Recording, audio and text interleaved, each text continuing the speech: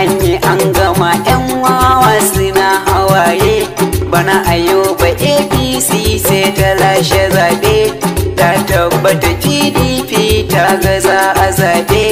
'Yan Yobe State APC suka yi a zaɓe, mata da maza sun ce ita ce ko gobe. Mun bi adali mai jin kai jagoranmu, Tijjani Zanna Zakariya kai ne zaɓinmu.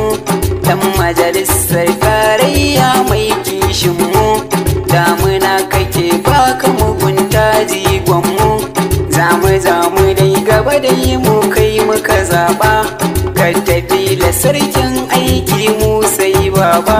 Tijjani Zanna jagoran talakawa babba, muna farin ciki bana ma kai rabi ya zaba.